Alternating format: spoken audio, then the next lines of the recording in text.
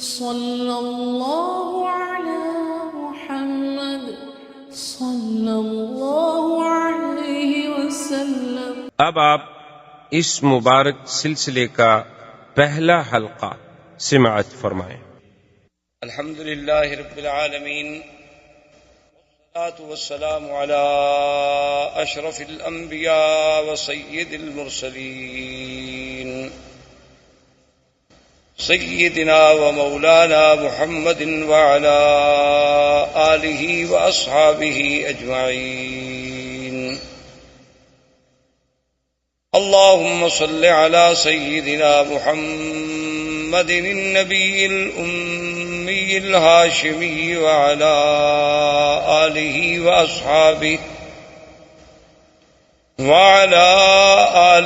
وأصحابه البررة الكرام وعلى سائر الأنبياء والمرسلين والملائكة المقربين، أما بعد فقد قال الله تبارك وتعالى في القرآن المجيد والفرقان الحميد: أعوذ بالله من الشيطان الرجيم، بسم الله الرحمن الرحيم. هو الذي بعث في الأميين رسولا منهم يتلو عليهم آياته ويزكيهم ويعلمهم الكتاب والحكمة وإن كانوا من قبل لفي ضلال مبين. قال النبي صلى الله عليه وسلم: أنا محمد وأنا أحمد وأنا الماهي الذي يمحو الله بي الكفر وأنا الحاشر الذي يحشر الناس على قدمي وأنا العاقب الذي ليس بعده نبي، أو كما قال النبي صلى الله عليه وسلم. صدق الله العلي العظيم وصدق رسوله النبي الكريم، ونحن على ذلك لمن الشاهدين ومن الشاكرين، والحمد لله رب العالمين. برادران اسلام، آج کے درس میں سیرت رسول پاک صلی اللہ علیہ وسلم کے بارے میں کچھ باتیں عرض کرنی ہیں۔ حضور صلی اللہ علیہ وسلم کی سیرت طیبہ، حضور صلی اللہ علیہ وسلم کی حیات مبارکہ، حضور صلی اللہ علیہ وسلم کی بعثت، حضور صلی اللہ علیہ وسلم کی عالمگیریت، حضور صلی اللہ علیہ وسلم کے انس و جن کے لیے مبعوث ہونا، حضور صلی اللہ علیہ وسلم کی نبوت و رسالت تک قیامت تک کا جاری رہنا، یہ ساری چیزیں اور سارے پہلو اس کے متقاضی ہیں کہ جیسے خود اللہ نے قرآن میں فرمایا ہے کہ میرے نبی صلی اللہ علیہ وسلم کے آنے سے پہلے اس جزیرہ عرب کا اور عرب کے احوال کی کیا کیفیت تھی، تو اس کا پس منظر جب تک ہمیں تھوڑا بہت معلوم نہ ہو تو پھر سیرت کا صحیح مقام جو ہے اس کے سمجھنے تک رسائی حاصل کرنا بہت مشکل ہوگا۔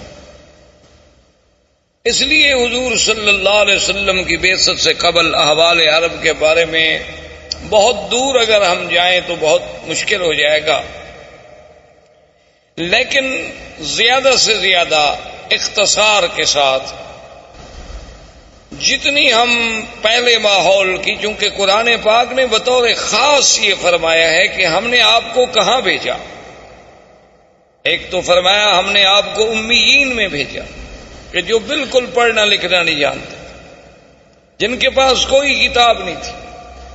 اور دوسری بات جو اللہ نے آخری آیت میں فرمائی اور بار بار فرمائی کہ وَإِن كَانُوا مِن قَبْلُ لَفِي ضَلَالٍ مُبِينٍ، کہ میرے مدنی صلی اللہ علیہ وسلم آپ کی بعثت سے قبل یہ پورا جزیرہ جو تھا ایک کھلی ہوئی گمراہیوں میں پڑا ہوا تھا.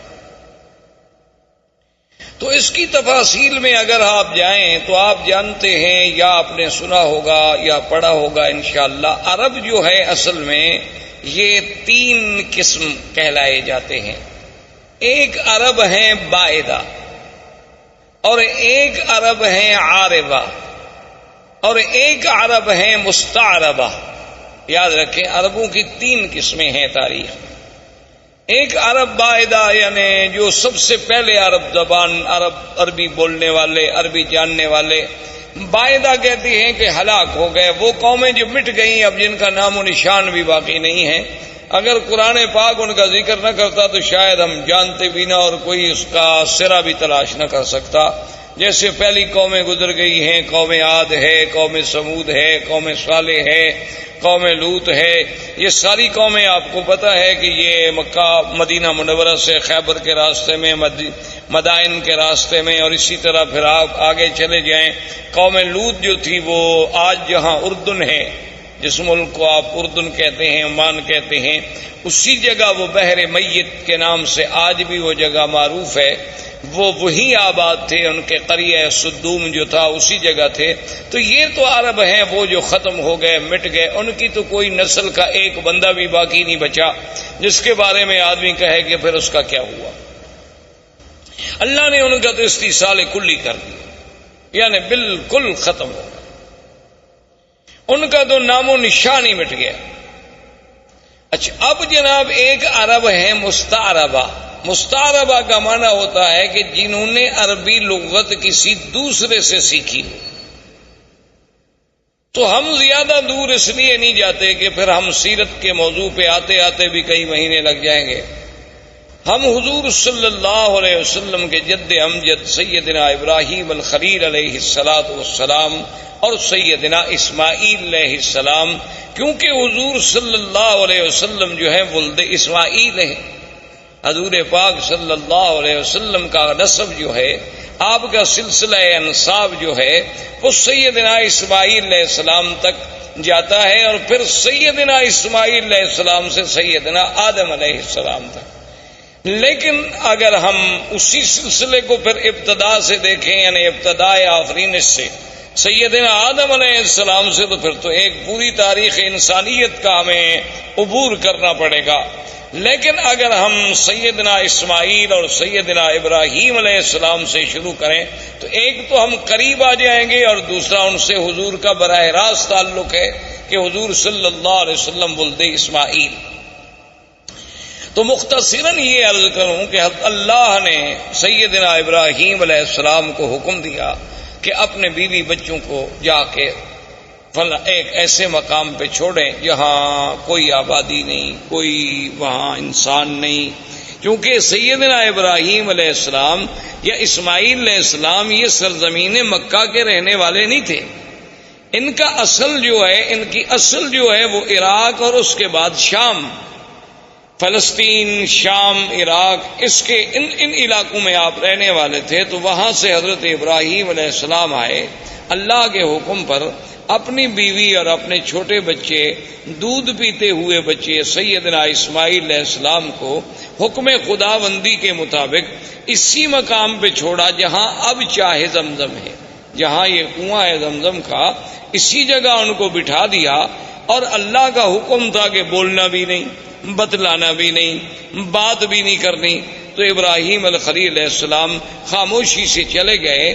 جب وہ جانے لگے تو بی بی ہاجرہ دوڑی پیچھے. انہوں نے کہا الامن تقلنا یا ابراہیم الخلیل، یہ اللہ کیا کر رہے ہو کہ یہاں کوئی انسان نہیں، یہاں کوئی پانی نہیں، یہاں کوئی آبادی نہیں. وادن غیر ذی زرع، کالے پہاڑوں میں گھری ہوئی ایک وادی ہے. تو اور یہاں جہاں کعبہ شریف ہے یہاں بالکل ایک ٹیلے کا نشان تھا. تو ہمیں کیسے چھوڑ کے جا رہے ہو؟ ابراہیم علیہ السلام خاموش ہیں چونکہ اللہ کا حکم نہیں جواب دینے کا. تو آخر بی بی نے مجبور ہو کر یہ جو جنت المعلا جسے آپ کہتے ہیں نا جنت المعلا، یہ اصل میں اس کو معلا کیوں کہتے ہیں کہ یہ کعبۃ اللہ کا سرزمین مکہ کا اونچا حصہ ہے، یعنی یہ اعلیٰ ہے، اعلیٰ معنی بلند، اور یہ جو ہے اسفل، یہ مسفلہ جس کو آپ کہتے ہیں محلہ مسفلہ، اس کو مسفلہ کیوں کہتے ہیں کہ یہ اسفل ہے، یہ یعنی نیچے والا حصہ ہے اور وہ جانب اعلیٰ ہے۔ اسی لیے جب بھی مسیال، جب بھی سیل آتے ہیں تو اوپر سے پانی گرے گا اور اسی مسیال سے مسفلہ سے ہوتا ہوا پھر نیچے چلا جائے گا طریق ریس سے، تو یہ اعلیٰ جانب تھی، تو اسی لیے وہ جو قبرستان ہے اس کو مومنین کی وجہ سے جنت کا لقب ملا اور جنت المعلا کہلایا۔ تو اس مقام تک بی بی صاحبہ دوڑتی آئیں ابراہیم علیہ السلام کے پیچھے، اور ابراہیم علیہ السلام اونٹنی پہ سوار تھے اور خاموش ہو کے جا رہے۔ تو بی بی نے کہا کہ ایک بات تو بتاؤ، اللہ امرک بہذا، کیا تمہیں تمہارے خدا نے یہ حکم دیا ہے یا تم خود ہم سے ناراض ہو؟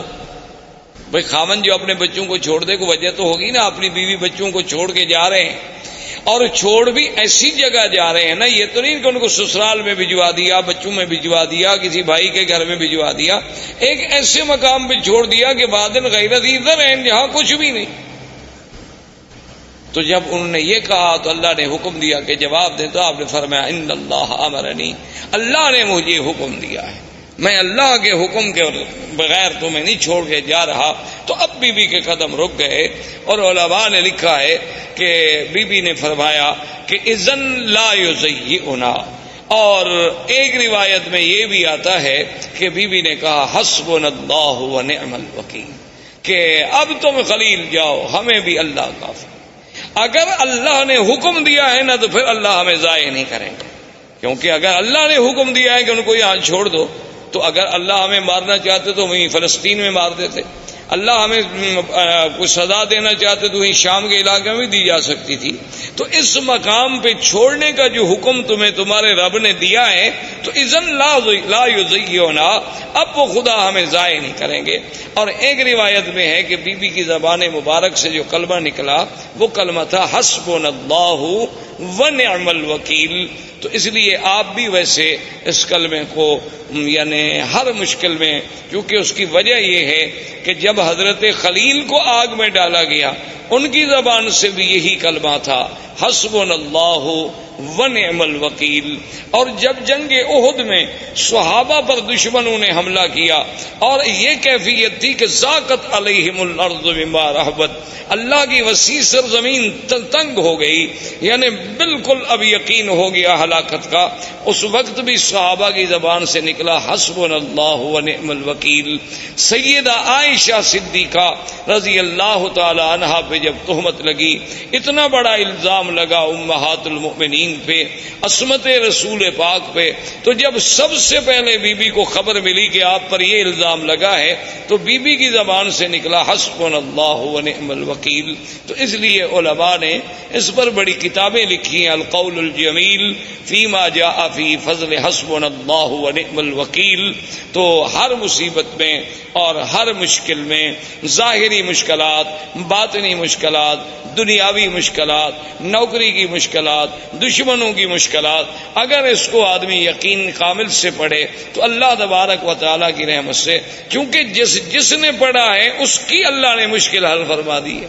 اس لیے علماء نے لکھا ہے کہ یہ کلمہ مبارک ایک اکسیر ہے، یعنی ایک ایسا ہے کہ جس چیز کو لگاؤ سونا بنا دے، لیکن شرط یہ ہے کہ اس پر ایقان ہو، ایمان ہو، یقین ہو، اور پھر پڑھنے کے لیے کوئی حد نہیں، وضو ہے نہیں ہے، ڈپٹی پہ ہیں آپ، چل رہے ہیں، گھر میں ہیں، بیٹھے ہیں، جب یاد آیا تو پڑھ لیا۔ اور جس مشکل کے لیے پڑھیں گے اللہ کی رحمت سے فانقلبوا بنعمت من اللہ وفضل لم یمسسہم سوء، اللہ نے فرمایا کہ جب میرے مدنی کے صحابہ نے اس کلمے کو پڑھا تو ہم نے پھر ان کو نعمتوں کے ساتھ واپس لوٹایا، ان کو ذرا سی بھی پھر ہم نے تکلیف نہیں پہنچنے دی۔ تو اللہ تبارک و تعالیٰ کی یہ کلمہ مبارک بی بی کی زبان سے بھی علماء نے لکھا ہے کہ نکلا اور بی بی واپس آ گئی۔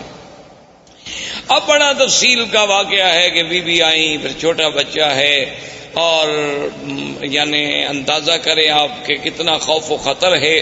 تو شام جب ہونے لگی تو ہر طرف سے جنگلی درندوں کی آوازیں، کہیں سے شیر، کہیں سے بگیاڑ، کہیں سے کچھ، کہیں سے کچھ، جنگلوں کی درندوں کی آوازیں آ رہی ہیں. اور چھوٹا سا بچہ ہے، چھوٹی سی مشکیزہ ہے، کچھ ستو ہے، کچھ چنے ہیں. یہ آپ کا سارا زاد سامان ہے اور زاد راہ ہے. تو مورخین نے لکھا ہے کہ بی بی صاحبہ شام کو جب اندھیرا چھا گیا تو ایک لکڑی لے کے کھڑی ہوئیں اور انہوں نے سارے علاقوں کی طرف توجہ کر کے خطاب کیا کہ اے جنگل کے درندوں، یہاں انسان تو کوئی نہیں جن کو میں خطاب کروں، لیکن ایک بات یاد رکھ لو کہ میں ایک اللہ کے نبی خلیل کی بیوی ہوں اور اسماعیل کی اماں ہوں. تو کہتے ہیں کہ فوری طور پر بی بی صاحبہ کی آواز سنتے ہی تمام جانور خاموش ہو گئے. اور اس کے بعد بلکہ یہ اظہار ہونے لگا کہ مختلف مقام پہ جانور بیٹھ گئے اور خاموشی کے ساتھ، یعنی جو یہ باتیں کرنے لگے کہ بی بی صاحبہ ہم حملے کے لیے نہیں آئے، ہم تو پہرے کے لیے آئے ہیں. کیونکہ اس کی وجہ تھی کہ یہ وہ مسعود وجود تھا، یہ وہ مسعود بچہ تھا جس کی نسل میں پیدا ہونا تھا حضرت محمد الرسول اللہ صلی اللہ علیہ وعلا آلہ واصحابہ وسلم تسلیما کثیرا کثیرا. تو اگر اسماعیل کی حفاظت نہ ہوتی تو پھر یہ سلسلہ حضور تک کیسے پہنچتا؟ تو اصل میں تو یہ سارا نظم جو ہے اسی پاک نبی کے لیے سجائی جا رہی تھی اور یہ منزل اسی لیے بنائی جا رہی تھی. کہیں آپ نظر ڈالیں، کہیں آسمانوں پہ پہرے ہیں، کہیں کعبۃ اللہ کو بنایا جا رہا ہے، کہیں ابراہیم کو ہجرت پہ بھیجا جا رہا ہے، کبھی ان سے بچے چھڑوائے جا رہے ہیں. تو یہ ساری چیزیں جب ان پہ نظر ڈالیں گے تو محسوس ہوگا کہ یہ ساری محفل جس کے لیے سجائی جا رہی تھی وہ آنے والے تھے حضرت محمد الرسول اللہ صلی اللہ علیہ وعلا آلہ واصحابہ وسلم تسلیما کثیرا کثیرا. تو اب جناب سیدنا اسماعیل علیہ السلام کا پانی ختم ہوا. بی بی صاحبہ صفا مروہ پہ دوڑی، صفا پہ چڑھی، مروہ پہ گئیں، مروہ پہ چڑھی، صفا پہ پہنچی اور 7 چکر لگائے. تو اللہ پاک کو یہ دوڑنا اتنا پسند آیا کہ مسعی جو ہے اس کو قیامت تک کے لیے شاعر اللہ قرار دے دیا گیا. اب جناب بی بی کے کان میں آواز آئی کہ جاء الغوث، کہ اللہ کی مدد آ گئی. بی بی نہ گھبرائیں. تو بی بی صاحبہ کھڑی ہو گئی، انہوں نے کہا کون ہو آواز دینے والے، سامنے آؤ. خیر سامنے کوئی پھر آواز آئی کہ بی بی صاحبہ نہ گھبرائیں، اللہ کی مدد آ گئی. اور اللہ نے حکم دیا کہ جبریل جس جگہ اسماعیل علیہ السلام کے پاؤں ہیں نا اسی جگہ جا کے پر مارو. تو یہاں آ کر حضرت جبریل علیہ السلام نے اپنا پر مارا اور یہاں سے چشمہ زمزم کا پانی نکلا. تو یہ زمزم کا پانی جو ہے اس میں اب آپ دیکھیں یعنی کئی نعمتیں شامل ہو گئیں. ایک تو یعنی جبریل علیہ السلام کا پر ہے، اور دوسرا اللہ کے نبی اسماعیل کے پاؤں ہیں، اور تیسرا اس میں ایک بڑی نعمت ملی ہے کہ حضور صلی اللہ علیہ وسلم نے آمنہ کے لال نے جب پیا تو آپ نے پینے کے بعد پانی بچا کے برتن میں ڈالا اور اپنا لعاب مبارک ڈالا، اور اس کے بعد حکم دیا کہ اس کو بھی زمزم میں ڈال دو، تاکہ وہ اسماعیل سے جو سلسلہ ہے نبوت کا جیسے زمزم ہے اسی طرح وہ سلسلہ بھی جڑ جائے کہ قیامت تک امت کو زمزم ملے کہ اللہ کے فرشتے کا پر ہو، میرے دادے کے پاؤں ہوں اور محمد مدنی کا لعاب ہو. اس لیے علماء نے لکھا ہے کہ زمزم کا پانی جو ہے وہ جنت کے پانی سے افضل ہے، حوض کوثر سے افضل ہے، یعنی جنت کی نہروں سے افضل ہے. انہوں نے کہا اس کی وجہ یہ ہے کہ جنت کی نہریں تو اللہ کے حکم سے پیدا ہو گئی نا، کن ہو جا بس ہو گئی، اور اسباب کی حد تک تو وہاں کوئی چیز ہی نہیں. حکم دیا گیا کہ جنت بن جا، بن گئی، حکم دے دیا نہریں جاری ہو جائیں، ہو گئی. لیکن یہاں تو اسباب بھی ہیں کہ 2 نبی اکٹھے، ایک رسول نوری ہے جبریل، وہ بھی رسول ہے، قاصد ہے اللہ کا، اور ایک پیغمبر حضرت اسماعیل، اور تیسرے پیغمبر سیدنا محمد الرسول اللہ. تو ان سب چیزوں کے جمع ہونے سے زمزم کو جو فضیلت ملی وہ جنت کے پانی سے بھی زیادہ بڑھ گئی.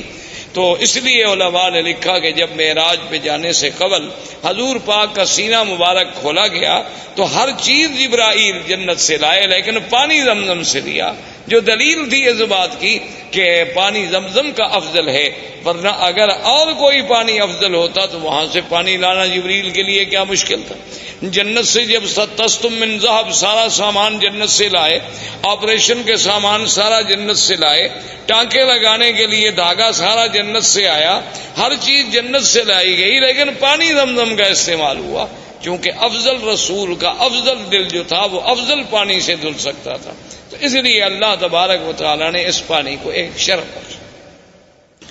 اب اتفاق یہ ہوا کہ یمن کے علاقوں میں ایک تھی سد معارب، سد کہتے ہیں بند، جیسے بڑا بند ہوتا ہے نا جی، جیسے آپ ڈیم بناتے ہیں اور آگے بند لگاتے ہیں، تو انہوں نے بھی ایک بہت بڑی سد بنائی تھی، جیسے سد اسکندری، جیسے سد یاجوج ماجوج، جیسے آپ سمجھیں دیوار چین، اسی طرح ان کی ایک سد معارب کہلاتی تھی۔ وہ اتفاق کی بات ہے کہ ٹوٹ گئی۔ جب سد معارب ٹوٹ گئی تو پانی پھیل گیا، پانی تو ختم ہو گیا، وہ پانی رکتا تھا اور اس سے وہ سال ہر سال استفادہ کرتے تھے۔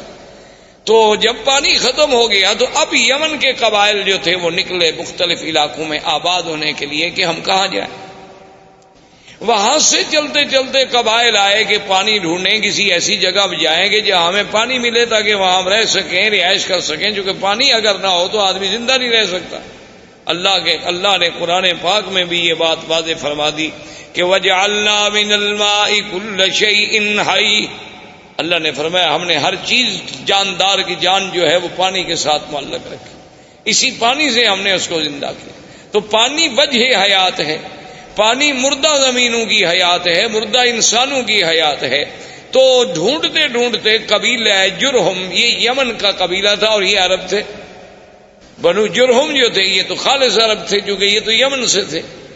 تو یہ قبیلہ جرہم جو ہے پانی تلاش کرتے کرتے کرتے جب مکہ مکرمہ کے قریب آیا تو دیکھا کہ کچھ پرندے اڑ رہے ہیں۔ اچھا یہ قاعدہ ہے کہ جہاں پانی ہو تو وہاں پھر پرندے آتے ہیں، ان کو بھی احساس ہوتا ہے کہ کوئی ہمیں پانی والی جگہ ملے۔ تو انہوں نے جب پرندوں کو اڑتے ہوئے دیکھا تو قبیلہ جرہم نے آپس میں مشورہ کیا، انہوں نے کہا کہ بھئی یہاں تو ہم نے کبھی پرندے اڑتے نہیں دیکھے، یہ کیا ہے، تلاش کیا جائے۔ اپنے آدمی بھیجے تو انہوں نے کہا کہ ہاں وہاں تو پانی ہے، ایک بڑا چشمہ ہے اور وہاں ایک بوڑھی عورت بھی بیٹھی ہے اور ایک بچہ بھی ہے۔ تو انہوں نے کہا کہ ٹھیک، وہ قبیلے کا قبیلہ سارا یہاں پہنچا۔ لیکن اس زمانے میں ان کے اندر کچھ اخلاق ہوتے تھے، یعنی باوجود اس کے کہ عرب میں یہ قتل قتال لڑائی یہ سب چیزیں بڑی عام تھی، لیکن پھر بھی کچھ ضوابط تھے، کچھ اصول تھے۔ تو وہ جب آئے تو انہوں نے بی بی صاحبہ سے کہا کہ بھی ہم پانی کی تلاش میں یمن سے نکلے ہیں، اب آپ خود اندازہ کریں کہ یمن سے چلتے چلتے ہم مکہ پہنچے اور یہاں ایک چشمہ ہے، تو آپ اگر ہمیں اجازت دیں کہ ہم اس چشمے کے قریب رہ جائیں تو آپ کی بڑی مہربانی ہوگی۔ تو بی بی صاحبہ کو بھی اللہ نے عقل دیا، انہوں نے فرمایا کہ ہاں آپ یہاں رہ سکتے ہیں، لیکن پانی پر آپ کا حق نہیں ہوگا، پانی ہمارا، اس پر حق جو ہے میرا اور میرے بیٹے کا ہوگا۔ پانی آپ لے سکتے ہیں لیکن یہ کنواں آپ کا ملک نہیں سمجھا جائے گا، اس پر ہمارا ہی کنٹرول ہو، ہمارا ہی تسلط ہو۔ انہوں نے کہا کہ جی بالکل ٹھیک ہے، ہم مانتے ہیں۔ اور ایک روایات تاریخ میں یہ بھی آتا ہے کہ بی بی نے کہا کہ بھی اس کا کچھ آپ ہمیں معاوضہ بھی دیں گے، آخر پانی کا فائدہ جو آپ اٹھائیں گے، تو انہوں نے کہا کہ ہم وہ بھی دیں گے۔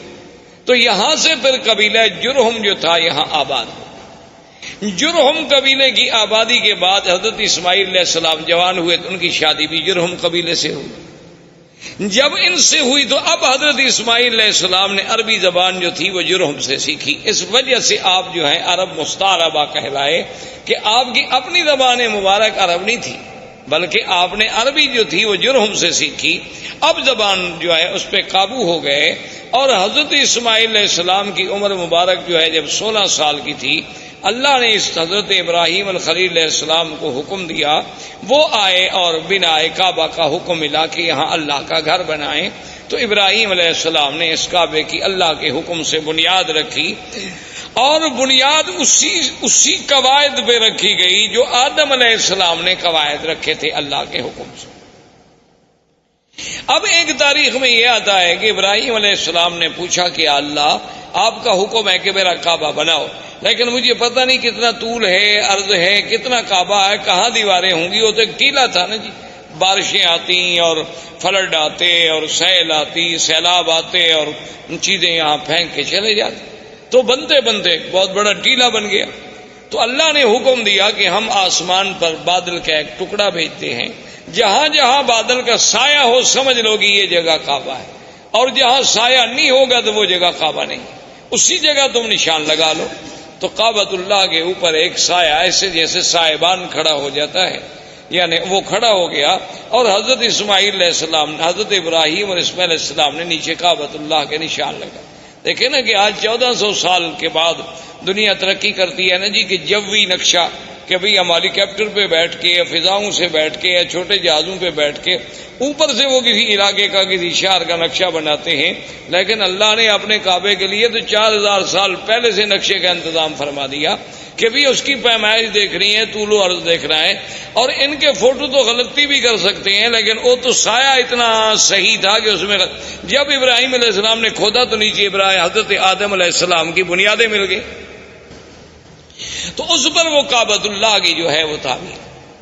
اب جو مقام ابراہیم ہے اس کے بارے میں دو چیزیں ملتی ہیں ہمیں تاریخ۔ ایک تو صحیح روایات جو ہیں وہ یہ ہیں کہ جب دیواریں اونچی ہو گئی تو اب ابراہیم علیہ السلام کے لیے مشکل تھا نا جی کہ اوپر پہاڑ پہ، دیواروں پہ، چٹانوں پہ کیسے پہنچائیں، کیسے پتھر کیسے لگائیں، نیچے والے تو اٹھا کے رکھ دیے نا جی، لیکن جب جگہ اونچی ہو گئی تو ضرورت تھی نا کہ کوئی ایسی چیز ہو جو ہمیں اوپر لے جائے۔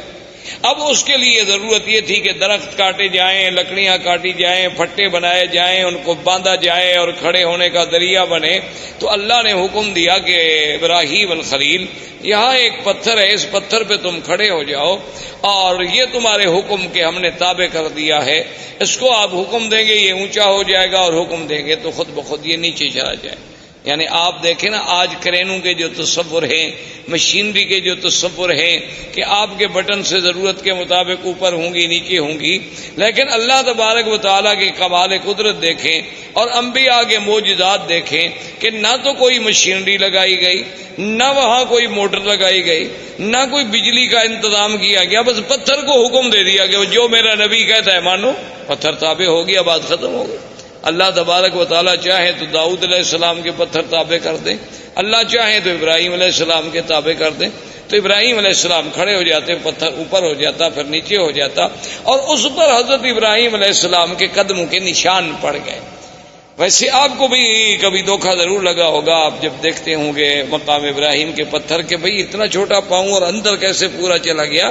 یہ پورا اندر نہیں تھا، یہ تو اصل میں یہ ہے کہ یوں پتھر تھا نا، تو آپ نے جب پاؤں رکھا تو پاؤں کا نشان لگ گیا اندر تھوڑا سا، یہ بعد میں تو ہم نے چوم کے چاٹ کے الحمدللہ اس کو نیچے پہنچایا۔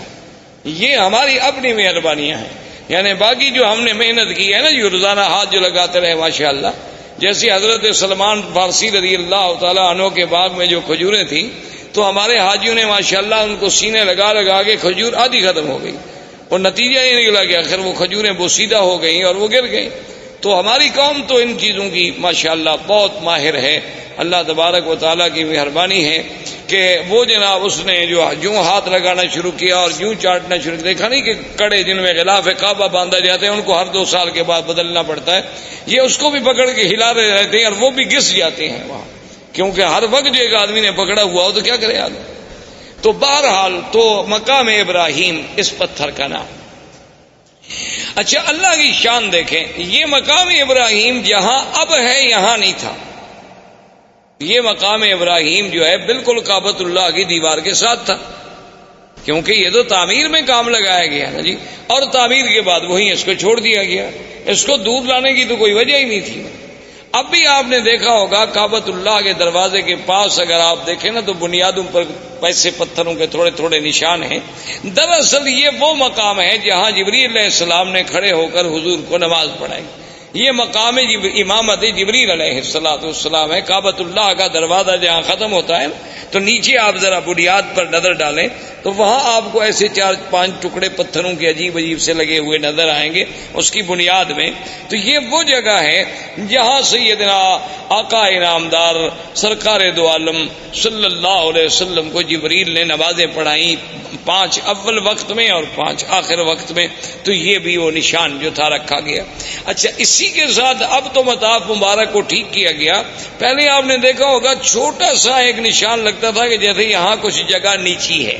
تو یہ وہ جگہ تھی جہاں کعبۃ اللہ کے لیے مٹی اور گارا بنایا جاتا تھا کعبۃ اللہ کی دیواروں کو لگانے کے لیے.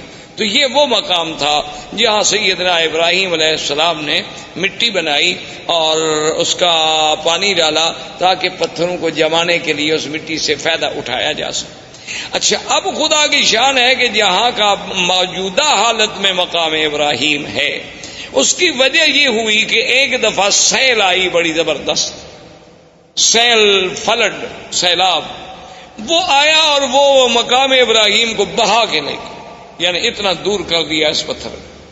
تو اب صحابہ اکٹھے ہوئے کہ بھی اس کا کیا حل کیا جائے، اس کو وہاں لے جائیں جہاں اپنے اصل مقام پہ تھا، یا اس مقام ابراہیم کے حجر ابراہیم کو ہم یہاں رہنے دیں، اب یہاں پہنچ گیا ہے. تو صحابہ نے مشورہ کیا ابھی وہاں لے جانے سے کعبۃ اللہ کے طواف کرنے والوں کو رکاوٹ بنے گی، کیونکہ وہ دیوار سے تھوڑے فاصلے پر تھا. اگر یہاں دور ہو گیا تو اچھی بات ہے، کافی درمیان میں فاصلہ ہے. اس وقت تو تصور اتنے لوگوں کا ہوتا تھا نا جی. یہ تو بعد میں الحمدللہ اللہم زد فزد کہ ہر سال اللہ کی رحمت سے عدد جو ہے بڑھتا جا رہا ہے اور انشاءاللہ قیامت تک بڑھتا چلا جائے گا. تو اس جگہ تو صحابہ کا مشورہ یہ طے ہو گیا کہ اب اس کو نہ چھیڑو، اب اس کو اسی جگہ رہنے دو، ورنہ ہر دور میں جو بھی آئے گا اس کو تبدیل کرے گا. کوئی کہے گا یہاں کر دو، کوئی کہے گا یہاں لگا دو، یا اللہ نے پہنچا دیا اسی جگہ رہے. لیکن آپ حیران ہوں گے، حکمت دیکھیں خدا کی.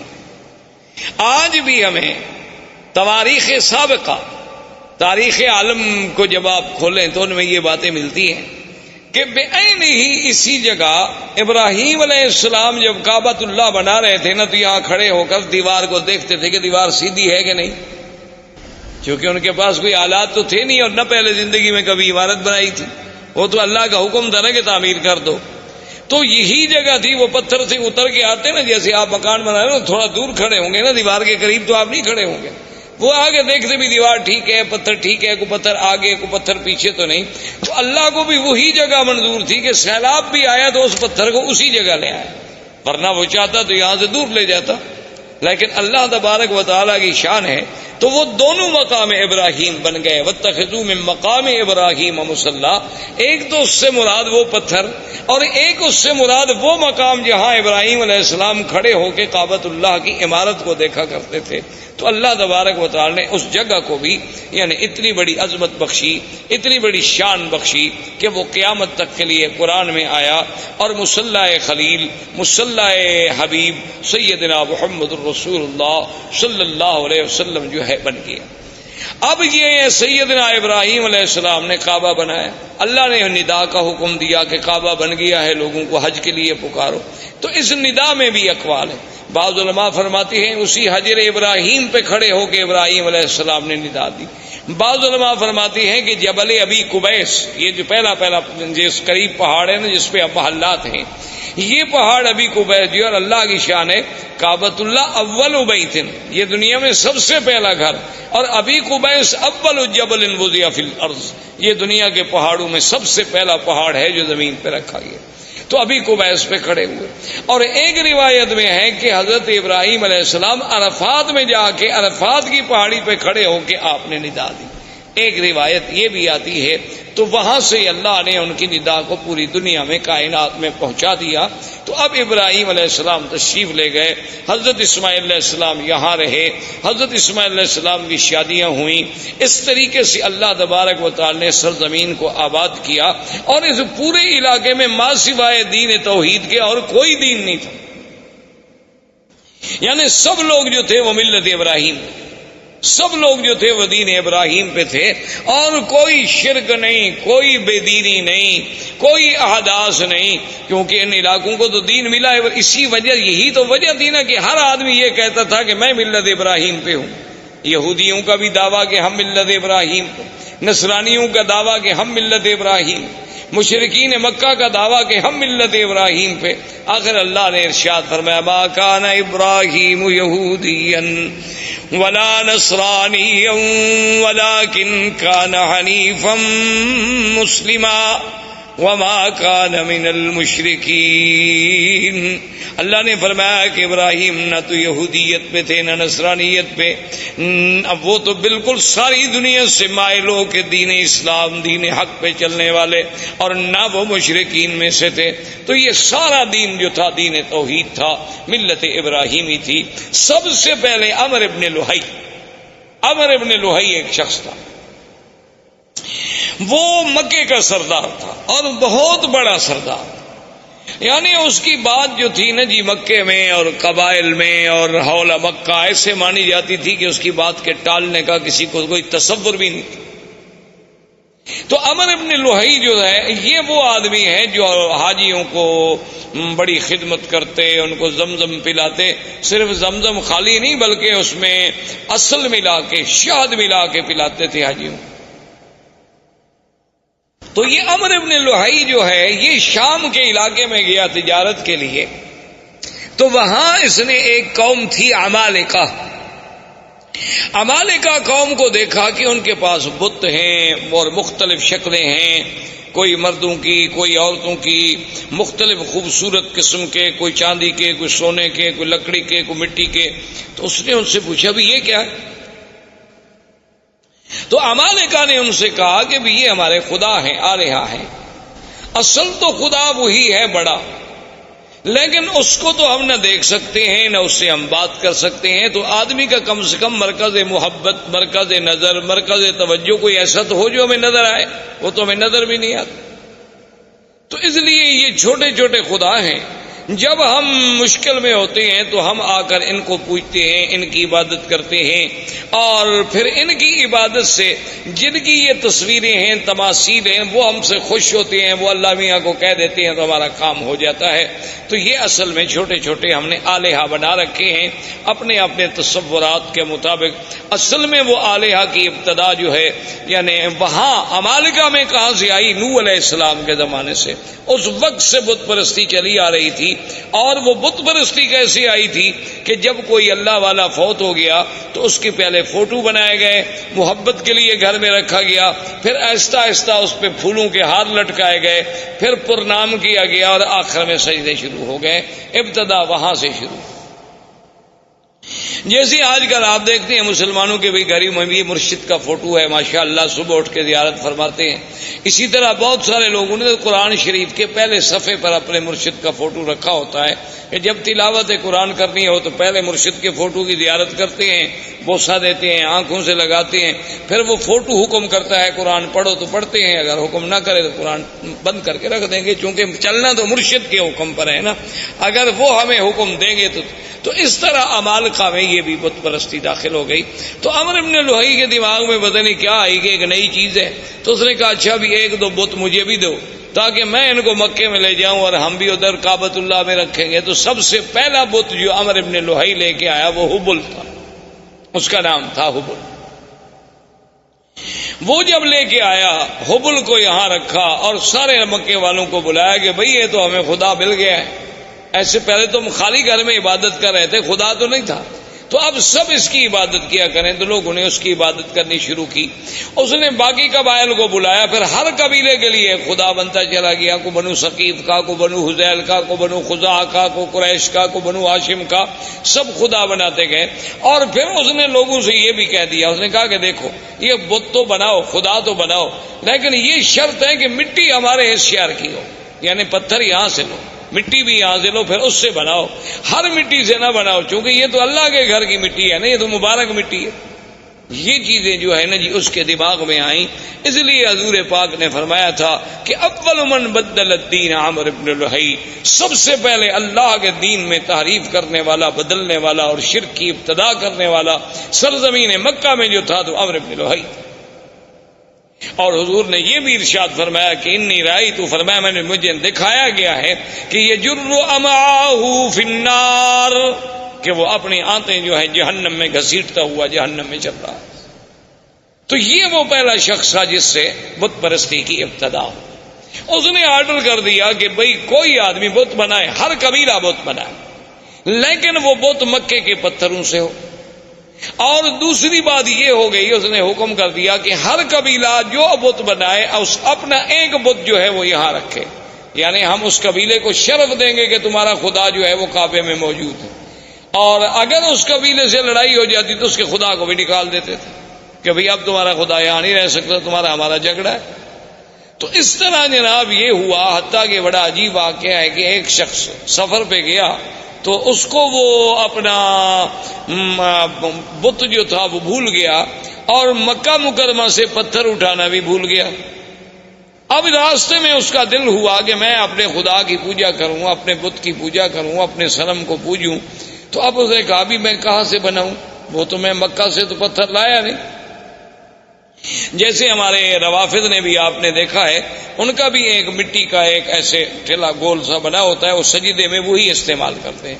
وہ کہتے ہیں یہ قرب و بلا کی مٹی ہے، تو وہ مقدس مقام کی مٹی ہے، اس کے بغیر ہمارا سجدہ نہیں ہوتا۔ کیونکہ حضرت حسین نے شہید ہوتے وقت اسی پہ سجدہ کیا تھا، تو لہذا وہی مٹی لے کے وہ ہر جگہ چلتے ہیں، اس کو بنایا ہوتا ہے، وہ سامنے رکھیں گے اور اسی پہ وہ اپنا سجدہ کریں گے، باقی کسی جگہ کے لیے ان کا سجدہ نہیں ہوتا۔ اللہ نے ہمارے لیے پوری دنیا پاک کی، انہوں نے جناب تنگ کرتے مشرکین مکہ نے کہا مکے کے پتھروں کا بت بناؤ، انہوں نے کہا کربلا کا بناؤ۔ تو بہرحال اللہ رحمت فرمائے۔ تو اب جناب یہ ہوا کہ اس بندے کو سوچ آئی کہ میں کیا کروں۔ اس نے کہا کہ میرے پاس کھجوریں البتہ تھی سفر میں، اور تو کوئی خوراک نہیں ہوتی تھی، تو میں نے کھجوروں کو اکٹھا کیا، اور کھجوروں کو جیسے میرا بت تھا نا اس کی شکل کا ایک بت کھجوروں سے بنایا، کھجوروں سے اس کی گٹھلیاں نکال دی اور کھجوروں کو معجون کی شکل دے کر میں نے اس کا بت بنا دیا اور اس کی پوجا کرنی شروع، اس کی عبادت کرتا رہا۔ لیکن کہتے ہیں جب بعد میں بھوک لگی تو خدا کو کھا گیا، اور میں کیا کرتا۔ وہ کہتے آخر میرے پاس کوئی حل نہیں تھا۔ جب سفر میں مجھے بھوک نے ستایا تو میں نے کہا یار میں اب کیا کروں، تو میں نے پھر خدا کی پہلے ٹانگ کاٹی، پھر ہاتھ کاٹا، پھر گردن کاٹی، اور آہستہ آہستہ کھا گیا۔ سارا سفر میں راستے میں بندہ خدا کو کھا گیا۔ یعنی آپ اندازہ کریں جاہلیت کا۔ اسی لیے اکبر نے حالی نے کہا تھا نا کہ کھڑے ہیں پڑے ہیں جو ماپو تو بندے خدا سے بڑے ہیں۔ تو یہ فطرت انسانی ہے کہ جب وہ بھٹکتی ہے تو پھر ایسی حرکتیں کرتی۔ جیسے کہ ایک صحابی مسلمان ہوئے، اسلام لانے کے بعد لوگوں نے کہا کہ بھئی آپ ہمیں اپنی زندگی کا کوئی واقعہ سنائیں۔ اس نے کہا کہ بھئی آپ تو کہتے ہیں کہ یہ بت جو ہے نا کوئی فائدہ نہیں پہنچاتے، لیکن میرا جو خدا تھا نا، جو میرا بت تھا جس کی میں پوجا کرتا تھا، اس نے مجھے بہت فائدہ پہنچایا۔ اب صحابہ حیران ہو گئے کہ بت کیسے فائدہ پہنچائے۔ اس نے کہا ابھی کیسے؟ اس نے کہا اصل میں ایک دفعہ سفر پہ گیا، صحرا کا سفر تھا، تو میں اپنے بت کو چھوڑ کے کسی کام گیا، واپس آیا تو دیکھا کہ وَالثَّعْلَبُ يَبُولُ عَلَىٰ رَأْسِهِ، کہ ایک صحرا کی لومڑی کھڑی ہے اور میرے اس بت پہ پیشاب کر رہی ہے۔ تو میں نے کہا ھذا رب، یہ خدا ہو سکتا ہے جس پہ ثعلب آ کر پیشاب کر دے؟ تو میں نے اس وقت اس کو پھینک دیا اور دل میں اسلام داخل ہو گیا کہ واقعی اللہ تبارک و تعالیٰ کے دین کے علاوہ یہ محض ہمارے تخیلات ہیں اور فسادات ہیں۔ تو بہرحال میرے کہنے کا مقصد یہ تھا کہ یہاں سے عرب سے بت پرستی شروع ہوئی اور آہستہ آہستہ یہاں شرک کی جڑیں پھیلتی چلی گئی۔ اب اسی طریقے سے پھر یہود جو تھے، یہود اور نصارہ، یہ یہود بھی کو مدینہ منورہ میں رہنے والے نہیں تھے، یہ بھی ان کا اصل جو تھا شام تھا۔ یہ وہاں سے آئے اور آ کر مدینہ منورہ میں آباد ہوئے۔ اس وقت مدینہ منورہ کو یثرب کہا جاتا تھا، اس کا نام مدینہ منورہ نہیں تھا۔ یہ وہاں آ کر آباد ہوئے۔ ان میں کئی قبائل تھے، بنی قینقاع تھے، بنو نذیر تھے، بنی قریظہ تھے، اور اسی طرح یمن سے کچھ لوگ نکلے۔ جب ربیعۃ بن النصر یمن کا آدمی تھا، اس نے خواب دیکھا کہ اپنے خواب میں کہ بعض احباش کہتے ہیں بہت گھٹیا قوم کے لوگ، وہ یمن پہ بادشاہ بن جائیں گے، تو وہ ڈر کے مارے اپنے خاندان کو لے کر وہ بھی وہاں سے نکلا اور حیرہ میں جا کے اس نے، عراق کے اندر ایک جگہ ہے حیرہ، وہاں جا کر اس نے ڈیرا ڈالا، اور اس کے بعد پھر اس کا لڑکا پیدا ہوا جس کا نام جو ہے سنان ابن اسعد تھا، سنان اسعد، جس کا لقب تبا تھا، یہ اس کا بیٹا تھا، اور یہ پھر بہت بڑا بادشاہ بنا۔ اور اس نے پھر بڑی جنگیں کی اور بڑی لڑائیاں کی، اور یہ اسی ضمن میں آیا، مدینہ منورہ میں پہنچا، پھر مدینہ منورہ سے آگے چلا گیا، اور اس نے اپنے ایک بیٹے کو اسی یثرب کے مقام پہ چھوڑ دیا کہ بھی تم یہاں رہو، سنا ہے کہ یہاں علماء رہتے ہیں، اہل کتاب لوگ ہیں، ان سے کچھ استفادہ کرو۔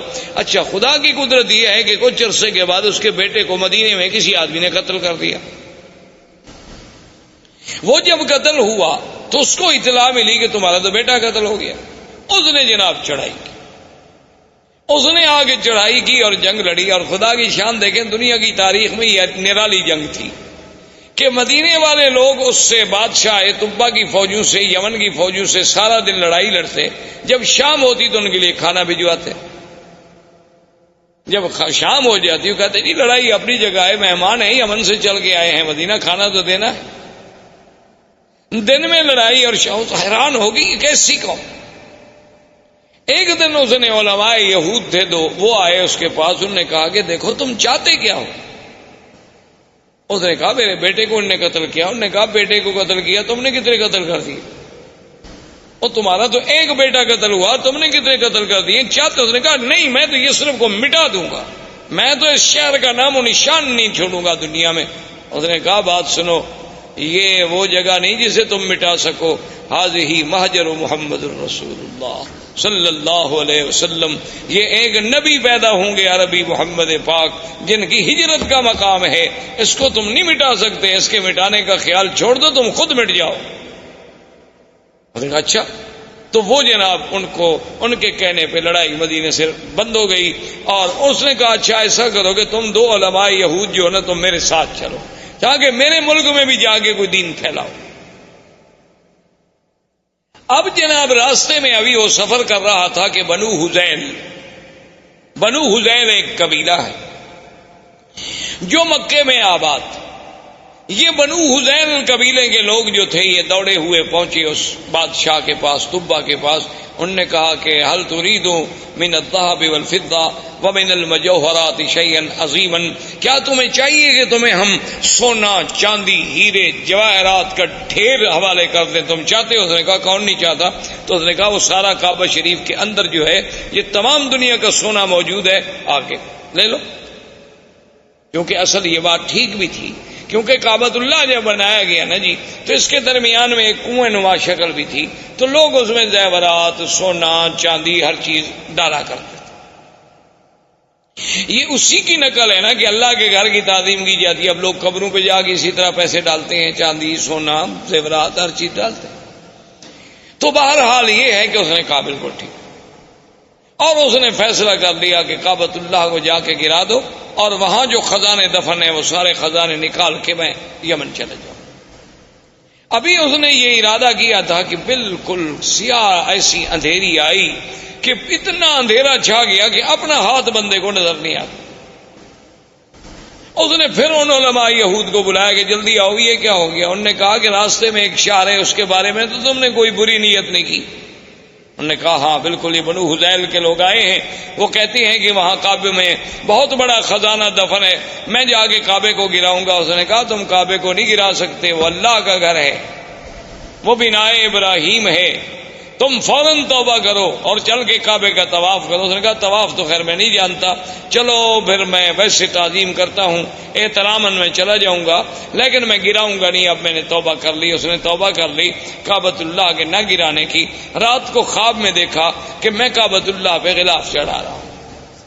تو اس نے علماء یہود سے کہا، انہوں نے کہا چلو تعظیم کا یہ بھی ایک طریقہ ہے کہ اس کعبۃ اللہ پہ تم غلاف چڑھاؤ۔ تو سب سے پہلا غلاف چڑھانے والا وہ طبا تھا، حسنان ابن سعد۔ اس نے غلاف چڑھایا، پھر یہ غلاف چڑھتے رہے۔ اچھا کبھی ایسا بھی ہوتا تھا کہ غلاف پہ غلاف چڑھتے گئے، غلاف پہ غلاف چڑھتے گئے، تو بعض اوقات تو یہ بھی فیصلہ کرنا پڑا کہ ان غلافوں کے بوجھ سے کہیں دیواریں نہ گر جائیں، اس لیے پھر حکم دیا گیا کہ ایک غلاف رکھو، بھئی اتنے غلاف تو نہ چڑھاؤ۔ تو یہ ان دونوں یہودیوں کو لے کر اپنے ملک میں گیا، جس کی وجہ سے یمن میں بھی یہودیت پھیل گئی، یمن میں بھی یہودیت غالب آ گئی۔ اب اسی زمانے میں یمن میں یہودیت کا غلبہ ہو گیا، نجران کے علاقوں میں کچھ نصارہ تھے، اور اسی طرح ہرقل قیصر روم جو ہے وہ نصرانی تھا۔ تو اسی زمانے میں وہ ابو نواز بادشاہ تھا جس نے حدود بنائی تھی، جس نے خندقیں کھودی اور مسلمانوں کو جس میں جلایا گیا تھا، وہ ابو نواز تھا۔ اس نے جناب لوگوں کو جلا ڈالا کہ بھی یا تم مجھے خدا مانو ورنہ میں تمہیں آگ میں جلا ڈالوں۔ تو اس جلنے والے واقعے میں سے صرف ایک آدمی تھا جو بچ گیا، دوس۔ وہ وہاں سے بھاگا اور اس نے جا کے ہرقل سے کہا کہ یہ کیا بات ہے کہ ایک ہزاروں آدمیوں کو زندہ آگ میں جلا دیا جائے، اب تو یمن کے ہمارے قبیلوں میں کوئی بچہ ہی نہیں، میں صرف اپنی جان بچا کے بھاگ کے تمہارے پاس آیا ہوں، تم میری مدد کرو۔ تو ہرقل نے قیصر روم، اس وقت اس کا لقب تھا قیصر، دو سپر پاور تھیں اس زمانے میں، ایک فارس اور ایک قیصر، ایک روم، یہ دو سپر پاوریں تھیں۔ تو یہ سارے علاقے جو تھے نا جی، المانیہ سے لے کر یمن تک، یہ ان کے تسلط میں تھے، اور یہ فارس کا ماورا النہر اور ترکمنستان اور یہ ساری جو اب آپ کی ریاستیں آزاد، یہ ساری کی ساری فارس کے قبضے میں تھیں۔ تو یہ دونوں طاقتیں تھیں۔ تو قیصر روم نے حکم دیا حبشہ کے بادشاہ نجاشی کو کہ 70,000 کی فوج لے کر فوراً تم اس پہ حملہ کرو جس نے اتنے لوگوں کو آگ میں ڈالا اور جلا ڈالا ہے۔ تو نجاشی آیا۔ نجاشی کے بعد اس کے گورنروں میں دو آدمی تھے، ایک کا نام فریاد تھا اور ایک کا نام ابرہہ۔ اس طرح یہ دین نصرانیت اور دین یہودیت جو ہے ان علاقوں میں پھیلتا چلا گیا۔ یہاں عمرو بن لوہی کی وجہ سے بت پرستی شروع ہو گئی، مشرکین مکہ آ گئے، اور ماہوالی جو تھے اس میں یہودیت اور نصرانیت کی بیج ڈال دیے گئے۔ اسلام جو تھا اصل اور ملت ابراہیم کا جو اصل تصور تھا وہ ختم ہو۔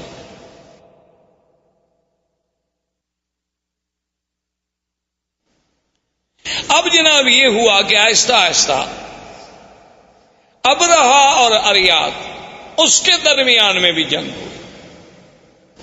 تو انہوں نے پھر ایک فیصلہ کیا، انہوں نے کہا دیکھو بات یہ ہے کہ تمہاری فوج اور ہماری فوج تو ایک ہے نا، ہم تو ایک نسل کے لوگ ہیں، بھی تم بھی اسی بادشاہ کے گورنر تھے، میں بھی اسی بادشاہ کا گورنر، فوج ایک، جنگ اور قبیلہ ایک، انسانی وہی سب احباش ہیں ہمارے۔ اگر تمہاری فوج ماری گئی تو احباش مارے گئے، میری ماری گئی تو احباش مارے گئے، ہم فوجوں کو کیوں ماریں؟ ہم ایسا کیوں نہ کریں کہ ہم دونوں آپس میں لڑیں، جو مر گیا جو بچ گیا وہ حاکم بن جائے۔ تو ابرہہ اور فریاد نے آپس میں جنگ لڑی۔ تو فریاد نے ایک تلوار کا بھرپور وار کیا جس سے ابرہہ کا ناک کٹا، جس کی وجہ سے ابرہۃ الاشرم، کہ وہ ناک کٹا ابرہہ، اس وجہ سے اس کا لقب پڑا، اس کی ناک کٹی۔ اس نے جو بھرپور وار کیا تو فریاد مارا گیا، لہذا ابرہہ بن گیا۔ اب ابرہہ جب بن گیا تو اس نے، اب بادشاہ قیصر کو پتہ چلا کہ ان لوگوں نے کیا کیا، میں نے ان کو کہا کہ دشمنوں پہ حملہ کرو، یہ آپس میں لڑ رہے، اور اس نے میرے اپنے گورنر اریاد کو قتل کر دیا، بڑا بدبخت ہے ابرہہ۔ اس نے قسم کھا لی، اس نے کہا کہ واللہ مجھے خدا کی قسم ہے میں اتنا بڑا لشکر لے کے جاؤں گا کہ اسی یمن کی مٹی میں اس کو مٹی کر دوں گا اور اس کے بالوں میں مٹی ڈالوں گا اور اس کو میں یمن کے اندر ہی جا کے سزا دوں گا۔ تو فوری طور پر جب ابرہہ کو پتہ چلا کہ قیصر روم حملہ کرنے والا ہے تو آدمی بڑا چالاک تھا، اس نے فوراً سر پہ استرا پھروا دیا اور یمن کی مٹی جو تھی وہ بھی ایک برتن میں بھر کے قاصد بھیجے بادشاہ روم کے پاس کہ جناب میں تو آپ کا غلام ہوں، آپ چونکہ قسم کھا بیٹھے ہیں نا تو لہذا میرے بال بھی حاضر ہیں، یمن کی مٹی بھی حاضر ہے، اس میں میرے بال ڈال دو، قسم تمہاری پوری ہو گئی، خدا کے لیے مجھ پہ حملہ کیوں کرتے ہو؟ بادشاہ بھی خوش ہو گئے، انہوں نے کہا ٹھیک ہے، جب ایک آدمی اتنا نیاز مندی پہ آ جائے، جب اتنا اس نے کر دیا کہ اپنے بال کٹوا دیے، بال کٹانے کا معنی تو یہ ہوتا نا کہ گردن پیش کرنی، ورنہ اللہ میاں کو احرام میں یا حج میں یا عمرے میں بالوں کی کیا ضرورت ہے؟ مقصد تو یہ ہے کہ ہم نے سر اللہ کے حکم پہ جھکا دی کہ اپنی محبوب ترین چیز جو ہے بندے نے پیش کر دی، قربان کر دی۔ اب جناب جب یہ ہو گیا تو اب ابرہہ نے اسے خوش کرنے کے لیے انہوں نے کہا کہ جناب گزارش یہ ہے کہ سرزمین عرب میں ایک کعبہ ہے تو ہم یہاں اپنا کعبہ کیوں نہ بنائیں؟ تو وہاں اس نے ایک کعبہ بنایا جس کا نام کلیس، اور اس کعبے کو اتنا جناب اس نے بنایا تعمیری طور پہ، اور اس کے بعد اس نے قیصر روم سے کہا کہ پوری دنیا میں اعلان کریں کہ اس کعبے کا حج کریں۔ اعلان ہو گیا۔ ایک قبیلہ تھا نسیع، عرب کا ایک قبیلہ تھا نسیع۔ نسیع کا معنی ہوتا ہے کسی چیز کو پیچھے کرنا۔ اچھا یہ قبیلہ جو تھا نا یہ حرم کے بڑے مجاور تھے اور حرم کے بڑے خادم تھے، اور یہ مکہ اور طائف کے قریب درمیان میں یہاں ان کا قبیلہ آباد تھا۔ اصل میں ان کو نسی کیوں کہا جاتا تھا کہ 4 مہینے ہیں نا جن میں جنگ اللہ نے حرام کر دی تھی، 4 حرم۔ اچھا وہ 4 مہینے کون سے تھے؟ رجب، اچھا اس کے بعد پھر ذی القعدہ، ذی الحجہ اور محرم۔ اچھا یہ 3 مہینے اکٹھے ہیں، ذی القعدہ، ذی الحجہ، محرم، رجب اکیلا ہے۔ اب جناب جب یہ اتنی مدت ہو جائے عربوں کو اور لڑائی نہ ہو، تو عرب تو بغیر لڑائی کے رہ نہیں سکتے تھے نا، یہ تو قومیں ایسی تھی کہ بس ہر وقت لڑنا ہے۔ ان کی لڑائیاں اس بات پہ بھی ہوئی ہیں کہ ایک قبیلے نے کہا کہ تمہارے درختوں سے ایک چڑیا اڑی اور میرے درختوں پہ آ کے بیٹھ گئی، یہ زیادتی کیوں ہوئی؟ اس پہ لڑائی شروع ہو گئی اور سینکڑوں آدمی قتل ہو گئے کہ وہاں سے چڑیا اڑ کے میرے باغ میں کیوں؟ لڑائی ہو گئی۔ اب جناب یہ جب ان کا اب جب 3 مہینے صبر کیسے کریں، تو یہ اس قبیلے والوں کو کہتے کہ بھئی ہم نے فلاں قبیلے سے لڑنا ہے، تو کہتے کوئی بات نہیں، ہم محرم کو پیچھے کر دیتے، ہم محرم جو ہے نا پیچھے کر، ذی الحج کے بعد جب مہینہ آتا وہ کہتے جی یہ سفر ہے، اس کے بعد محرم آئے گا، تو اس کو یعنی 1 مہینے کو پیچھے کر دیتے۔ تو اس لیے ان کو نسی کہا گیا کہ یحلونہ عاما ویحرمونہ عاما۔ اللہ نے قرآن میں بھی فرمایا 1 سال تو اس کو محرم رہنے دیتے، 1 سال اس کو سفر بنا دیتے، پھر جنگ حلال ہو جاتی۔ تو یہ نسی قبیلہ جو تھا، ان کو جب پتہ چلا کہ بھئی حبشے میں ابرہہ نے ایک کعبہ بنایا ہے خدا کے کعبے کے مقابلے پر، انہوں نے کہا بھی اگر آہستہ آہستہ اس کی رونق بڑھ گئی اور چرچا بڑھ گیا تو ہمارا تو مسئلہ ختم ہو جائے گا۔ یہ یہاں سے کچھ آدمی نکلے اور چوری چوری داخل ہوئے، عبادت کے بہانے سے رات کو وہاں گندگی کٹھی کی اور ان کی دیواروں کو گندگی لگا کے یہ غائب ہو گئے۔ صبح جب ابرہہ کو اطلاع ملی کہ تمہارے کعبے کو تمہیں بے حرمتی کی، اس نے کہا یہ کس نے کی ہوگی؟ اس نے کہا صاف بات ہے، صاف بات ہے، عرب قبائل کے علاوہ اور کون کر سکتا ہے، اور کسی کو ہمارے کعبے سے کیا دکھ ہے؟ تو تحقیق پر پتہ چلا کہ بھی ہاں یہ تو نسی والوں کا کام ہے، جو مکے کے کعبے کے مجاور ہے نا قبیلہ بنو نسی، یہ انہی کا کام ہے۔ انہوں نے کیا تو اس نے کہا کہ ٹھیک ہے، حکم دیا فوجوں کو کہ تیاری کرو، میں جا کے اس کعبے کو منہدم کرتا ہوں، جب تک وہ کعبہ رہے گا نا میرے کعبے کا جو ہے لوگ عزت نہیں کریں گے اور نہ یہاں کوئی حج کرے گا۔ اس کعبے کو توڑ دیتے ہیں، کچھ عرصے کے بعد لوگ بھول جائیں گے کہ کہاں کعبہ تھا، کہاں کیا تھا، کیا حج تھا، کیا احکام تھے۔ تو یہ وہاں سے لشکر لے کے چلا، اور اسی کے لشکر میں ہاتھیوں کا لشکر تھا، اور ان میں جو سب سے بڑا ہاتھی تھا اس کا نام محمود تھا۔ اس ہاتھی کا نام جو ہے محمود تھا، لوگ نام رکھتے تھے، اور اس کا سائز جو تھا چلانے والا اس کا نام انیس تھا۔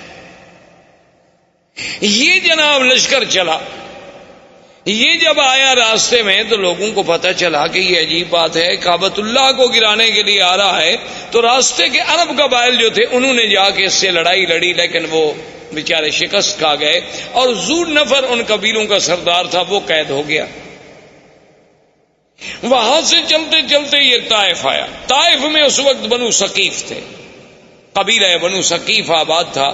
تو بنو ثقیف کو پتہ چلا کہ ذو نفر جو ہے وہ بھی شکست کھا گیا، بنو خصم والے وہ شکست کھا گئے، تو ہم بنو ثقیف اب اس کا کیسے مقابلہ کر سکتے ہیں اتنے بڑے لشکر کا؟ تو انہوں نے ابرہہ کو پیغام بھیجا کہ دیکھو تم جا رہے ہو کعبۃ اللہ کو توڑنے کے لیے، ہم تمہارا راستہ نہیں روکتے، تم جانو مکہ جانے، کعبہ جانے، لیکن شرط یہ ہے کہ لا تؤذوننا، تم ہمیں ایذا نہیں پہنچاؤ۔ اس نے کہا بالکل ٹھیک، لیکن اس نے کہا کہ اپنی شرافت اور صداقت کی کوئی نشانی، کوئی دلیل تو دو نا کہ تم پکے ہو، ایسا تو نہیں کہ میں ادھر جاؤں اور تم پیچھے سے حملہ کر دو، کیونکہ بنو ثقیف بھی بڑی مشہور لڑاکی قوم تھی اور خاص طور پہ تیر انداز تھی۔ تو انہوں نے ایک آدمی تھا جس کا نام تھا ابو رغال، ابو رغال جو تھا نا جی، وہ انہوں نے کہا کہ یہ آدمی ہم تمہیں دے رہے ہیں، یہ ایسا آدمی ہے کہ ایک تو طائف سے لے کر مکے تک تمہیں راستے بتائے گا، اس وقت سڑکیں تھوڑی بنی ہوئی تھی، اور راستہ نہ جانو تو 2 دن کا راستہ 10 دن لگ جاتے تھے، تو یہ تمہیں دلالت کرے گا کہ کعبۃ اللہ کا راستہ کہاں ہے اور تمہیں مکے تک پہنچا دے گا۔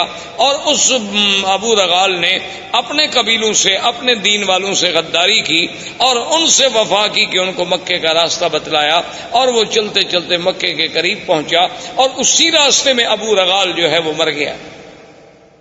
اور دنیا میں تاریخ میں یہ بات موجود ہے آج بھی کہ اس کی قبر جو تھی نا جی، آج تک دنیا میں ابی رغال کی قبر مشہور تھی کہ بعد میں عرب والے جاتے تھے اس کی قبر پہ جا کے پتھر مارتے تھے، جیسے جمرۃ العقبہ کو مارتے ہیں نا، کہ یہ وہ بدبخت ہے کہ جس نے اپنے دین کو بھی چھوڑا، اپنے قبیلوں کو بھی چھوڑا اور ابرہہ کو لے آیا کعبہ گرانے کے لیے۔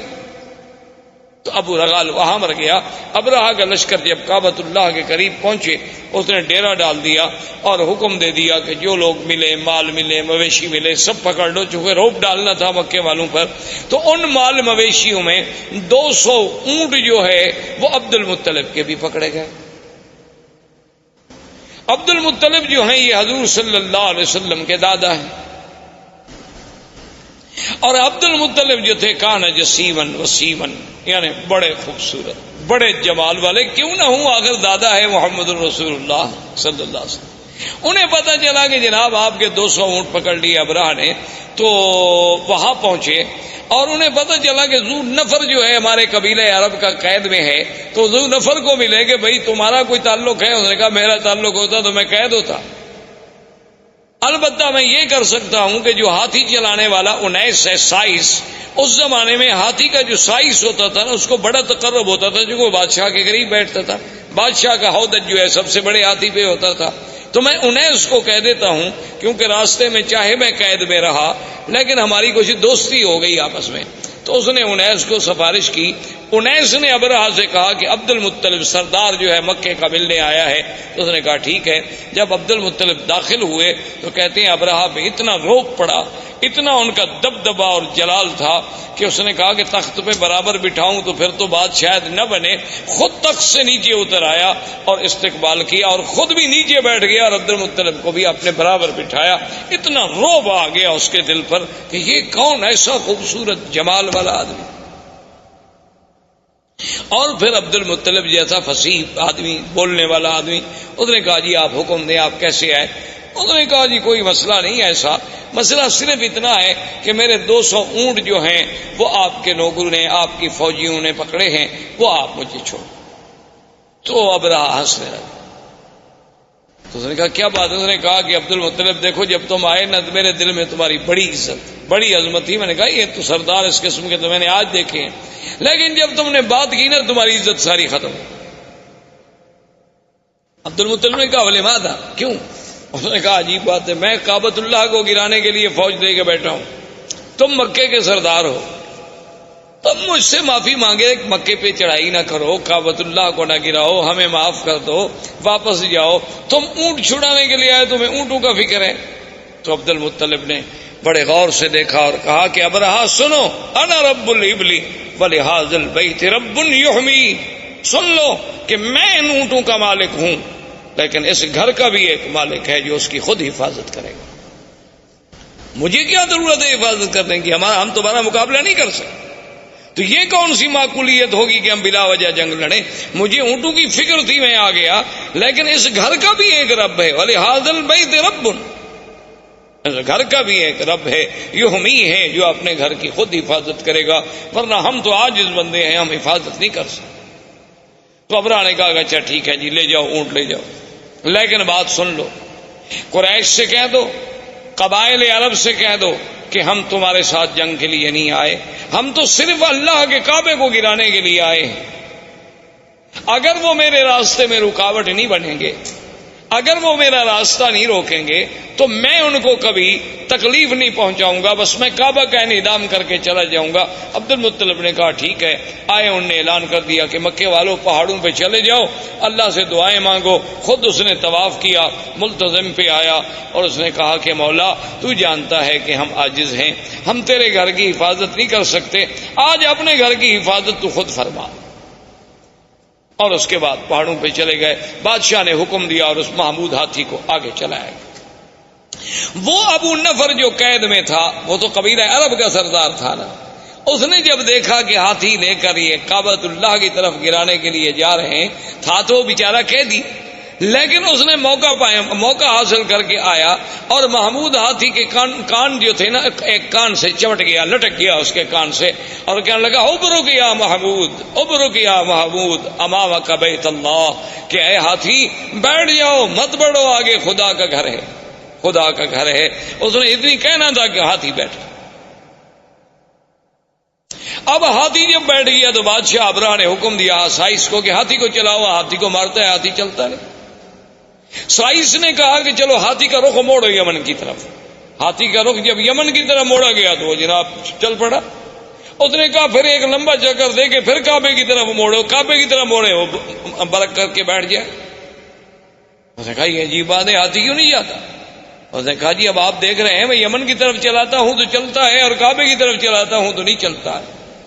تو ابھی اسی اثناء میں تھے کہ اللہ تبارک و تعالیٰ کے حکم سے کعبۃ اللہ کی جانب سے آسمان پہ سیاہی پھیل گئی اور چھوٹے چھوٹے پرندوں کا اتنے بڑے غول آئے کہ جیسے بادل ہوتا ہے, جس کو قرآن کہتے ہیں الم تر کیف فعل ربک باصحاب الفیل الم یجعل کیدہم فی تضلیل وَأَرْسَلَ عَلَيْهِمْ طَيْرًا أَبَابِيلَ تَرْمِيهِمْ بِحِجَارَةٍ مِّن سِجِّيلٍ فَجَعَلَهُمْ كَعَصْفٍ مَّأْكُولٍ.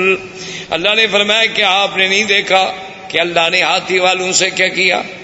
اللہ نے کیسے ان کی قید, ان کے مکر, ان کے چالاکی, ان کے دھوکے کو اللہ تبارک و تعالیٰ نے کیسے مٹا ڈالا, اور کیسے فرمایا کہ پرندے بھیجے اور پرندے بھی چھوٹے سے, اور ہر پرندے کے پاس 3 چھوٹے چھوٹے پتھر کے دانے ہیں, یعنی ایک پنجے میں, ایک دوسرا پنجے میں, ایک چونچ میں. اللہ نے حکم دیا کہ بس ان کو تم گراؤ, یہ ایٹم کے ذرے بن جائیں گے.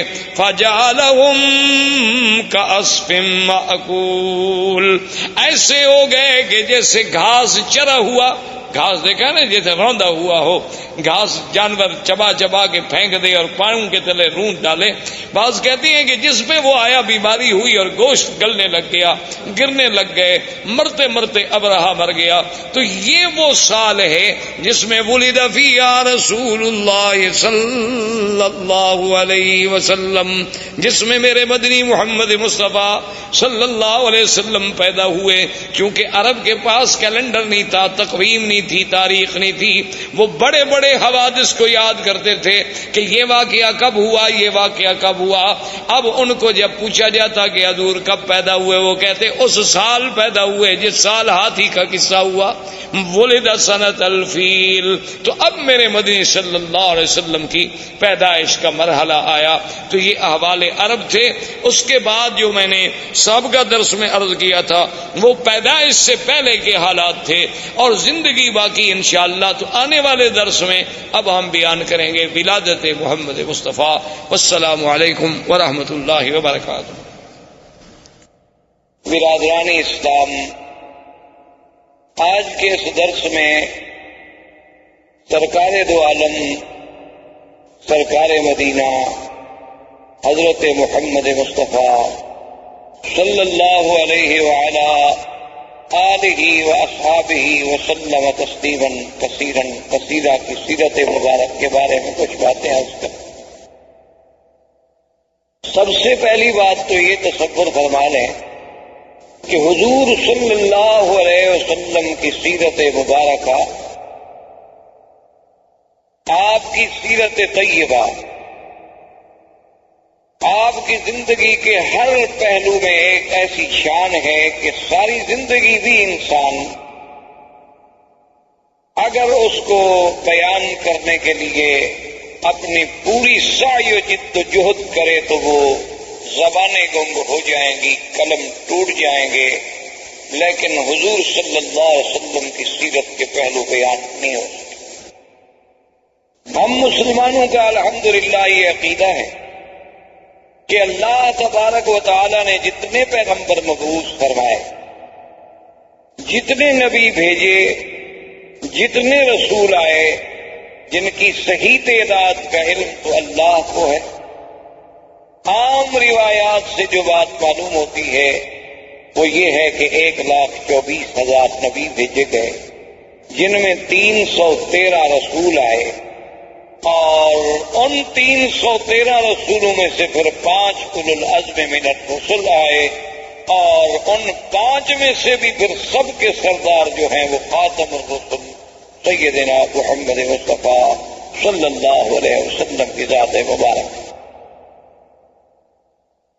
اور اس لیے حضور صلی اللہ علیہ وسلم کی زندگی کا ہر پہلو، یعنی آپ کی ولادت سے قبل، آپ کی ولادت مبارکہ کے احوال، آپ کی ولادت سے پہلے کے علامات، آپ کی ولادت سے قبل کے مبشرات، آپ کی ولادت باسعادت کے وقت کے حالات، آپ کا رضا، آپ کا بچپن، پھر آپ کی جوانی، پھر آپ کے ازواج مطہرات سے نکاح، پھر حضور صلی اللہ علیہ وسلم کی بعثت، نزول قرآن، پھر سرکار دو عالم صلی اللہ علیہ وسلم کی مکی زندگی، پھر حضور صلی اللہ علیہ وسلم کی ہجرت، حضور صلی اللہ علیہ وسلم کا معراج، حضور صلی اللہ علیہ وسلم کا اسراء، حضور صلی اللہ علیہ وسلم کے غزوات، اسی طرح حضور صلی اللہ علیہ وسلم کا جمال،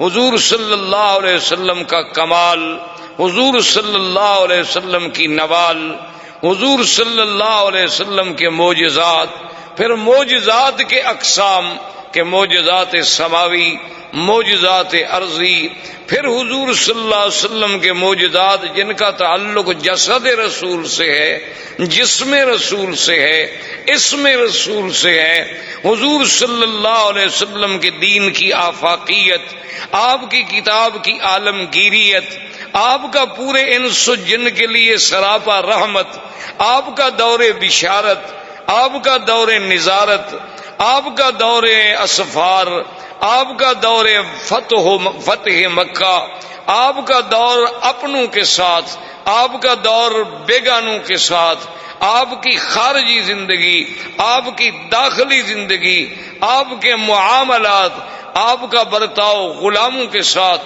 کون سا پہلو ہے جس پہ آدمی، کوئی مورخ، کوئی صاحب قلم، کوئی استاذ، کوئی مدرس، میرا تو ایمان ہے کہ اگر ساری دنیا کے پڑھے لکھے لوگ بھی سیرت پاک پہ لکھنا شروع کر دیں تو ہماری اپنے عقول، ہمارے اپنی جد و جہد، ہماری سعی، ہماری ہمتیں، ہماری زبانیں گنگ ہو جائیں گی، لیکن سیرت پاک کے پہلو ہم کسی طرح سر انجام پورے نہیں کر سکے صلی اللہ علیہ وسلم۔ اب اس بات پہ آپ غور کریں، تاریخ عالم پہ نظر ڈالیں، کتب سیر پہ نظر ڈالیں، جس انداز میں میرے آقا سرکار دو عالم حبیب کبریا حضرت محمد مصطفیٰ صلی اللہ علیہ وسلم کا ورود مسعود ہے، اور کسی اللہ کے نبی پیغمبر کے بارے میں یہ بات نہیں ملتی۔ یعنی اسی سے آپ اندازہ لگائیں کہ 1,24,000 پیغمبر حضور صلی اللہ علیہ وسلم کے آنے کا اعلان کرتے جائیں۔ اللہ نے قرآن میں تو صرف عیسیٰ علیہ السلام کا ذکر فرما دیا نا، چونکہ آپ سے زمانہ قریب تھا، کہ عیسیٰ علیہ السلام کے بارے میں ذکر آیا کہ وَمُبَشِّرًا بِرَسُولٍ يَأْتِي مِن بَعْدِ اسْمُهُ احمد۔ لیکن اصل بات یہ ہے کہ ہر کتاب، تورات میں، انجیل میں، زبور میں، ہر کتاب میں نعت محمد مصطفیٰ صلی اللہ علیہ وسلم۔ تو یہ اتنا بڑا اہتمام، حالانکہ اللہ تو جانتے تھے نا کہ حضور صلی اللہ علیہ وسلم کس زمانے میں پیدا ہوں گے، اللہ کو تو علم تھا، اور یہ بات بھی موجود تھی کہ حضور صلی اللہ علیہ وسلم خاتم الانبیاء والمرسلین ہے، اس کا مطلب یہ ہے کہ سب سے آخر میں آئیں گے۔ یہ بات ایک فیصلہ شدہ بات ہے، اور اللہ کا تو علم کامل ہے، اللہ تو عالم ما کان وما یکون ہے۔ لیکن یہ قاعدہ ہے کہ جتنی شان ہوگی، جتنی عظمت ہوگی، اتنا ہی اس کا اہتمام ہوگا کہ ہر پیغمبر آئیں اور حضور کے آنے کے بارے میں خوشخبری دیں اور امت کو بتلائیں۔ اسی طرح دوسری بات پہ آپ نظر ڈالیں، یہ تو بات موجود ہے کہ جب بھی کوئی آدمی ایمان لائے گا تو سارے انبیاء پر ایمان لائے گا، کہ تمام اللہ کے نبی برحق، تمام اللہ کے رسول برحق۔ لیکن یہ ہمیں کسی جگہ نہیں ملتا کہ اللہ تبارک و تعالی نے باقاعدہ پورے انبیاء جتنے اللہ نے پیدا فرمانے تھے سب سے یہ وعدہ لیا ہو، یہ عہد لیا ہو، یہ میثاق لیا ہو کہ اگر میرے مدنی پاک کا زمانہ آئے گا تو تم ایمان لاؤ گے، تم حضور کی نصرت کرو گے۔ یہ کسی اور پیغمبر کے بارے میں ہمیں پورے قرآن و سنت میں بات نہیں ملتی۔ یہ شان ملی تو صرف سیدنا محمد الرسول اللہ کہ ابھی حضور آئے نہیں، ابھی حضور پیدا نہیں ہوئے۔ یعنی جیسے اللہ نے عالم ارواح میں اپنی ربوبیت کے لیے لوگوں سے اقرار کرایا کہ الست بربکم قالوا بلا، کیا میں تمہارا رب نہیں ہوں؟ سب نے کہا کہ نہیں، آپ ہمارے رب ہیں۔ تو جب اقرار الست ہے، اسی طرح اللہ نے فرمایا اذ اخذ اللہ میثاق النبیین لما آتیتکم من کتاب وحکمت ثم جاءکم رسول مصدق لما معکم لتؤمنن به ولتنصرنہ۔ یعنی یہ شان اور کسی پیغمبر کے بارے میں نہیں ملتی کہ اللہ تمام انبیاء سے عہد لے، تمام انبیاء سے میثاق لیا جائے کہ میرا ایک نبی آئے، میرا ایک شان والا پیغمبر آئے۔ اور اسی طرح آپ پورے تاریخ عالم پہ، تاریخ انسانیت پہ، تاریخ اسلام پہ نظر دوڑائیں، ایسا واقعہ بھی آپ کو تاریخ میں کبھی نہیں ملتا کہ اللہ کا نبی پیدا نہ ہوا ہو اور اس پہ ایمان لانے والے پہلے موجود ہوں، ایسا واقعہ کبھی نہیں ملتا۔ یعنی یہ بات تو ملتی ہے کہ بھی انبیاء آئے، تشریف لائے، کچھ لوگ ایمان لے آئے، کچھ لوگوں نے ایمان قبول نہ کیا، کچھ لوگوں نے تصدیق کی، کچھ لوگوں نے تکذیب کی، لیکن ابھی حضور صلی اللہ علیہ وسلم کی بعثت نہیں ہوئی، پیدائش نہیں ہوئی، نبوت ملنا تو بعد کی بات ہے۔ یعنی ابھی حضور صلی اللہ علیہ وسلم اس دنیا میں تشریف نہیں لائے۔ اس وقت تبابع یمن میں سے ایک بادشاہ گزرا جس نے حضور صلی اللہ علیہ وسلم کی سیرت کتب سابقہ میں جب مطالعہ کیا اور سرزمین مکہ و مدینہ سے گزرا اور یہاں کے مناظر کو اپنی آنکھوں سے دیکھا اور ان کتب سماویہ کے ساتھ اس کا تقابل کیا تو اس نے ایک خط لکھا اور اپنے اس ملک میں شاہی فرمان کو امانت کے طور پہ جمع کرا گیا کہ میرے بعد یہ خط جو ہے محفوظ رکھا جائے، اور جب وہ سرکار دو عالم اللہ کے نبی سرزمین مکہ میں پیدا ہوں تو میرا خط پیش کیا جائے۔ یعنی ابھی حضور صلی اللہ علیہ وسلم پیدائش بھی نہیں ہوں اور اس نے اس میں خط لکھا کہ میں طبع یمن ہوں اور میں اس بات کے لیے یہ خط لکھ رہا ہوں کہ اگر اللہ نے میری زندگی میں آپ کو پیدا اور میں آپ کا وزیر بنوں گا، میں آپ کا معاون اور سپاہی بنوں گا۔ حالانکہ وہ بادشاہ ہے، یمن کا بادشاہ ہے۔ تبابع جو ہیں، یہ طبا جو تھے، یہ یمن کے بادشاہوں کا لقب تھا، جیسے قیصر روم کے بادشاہوں کا لقب تھا، کسرا فارس کے بادشاہوں کا لقب تھا، اسی طرح فراعنہ مصر کے بادشاہوں کا لقب تھا، تو نجاشی حبشہ کے بادشاہوں کا لقب تھا، تو تبابع جو ہے وہ یمن کے بادشاہوں کا لقب تھا۔ وہ طبع الاکبر، طبع الاول، طبع الثانی اس طرح پکارے جاتے تھے۔ تو اس نے لکھا کہ اگر حضور سرکار دو عالم صلی اللہ علیہ وسلم آپ کو اللہ نے میرے زمانے میں میری زندگی میں پیدا فرما دیا تو میں آپ کا سپاہی ہوں گا، آپ کا وزیر بنوں گا، آپ پہ ایمان لاؤں، اور اگر میں پہلے مر گیا اور آپ میرے بعد دنیا میں تشریف لے آئے تو پھر میرے گواہ رہیں کہ میں آپ پر ایمان لا چکا ہوں۔ یعنی اندازہ فرمائیں کہ پوری تاریخ انبیاء میں یہ بات نہیں ملتی کہ ایک نبی پیدا نہ ہو لیکن ایمان لانے والے پہلے اقرار کریں اور پھر اس طرح اہتمام کریں کہ شاہی فرمان لکھ کے اس کو باقاعدہ جمع کرایا جائے۔ احباب کرام، اس کے بعد اب آپ اس مبارک سلسلے کی CD نمبر 2 سماعت فرمائیں۔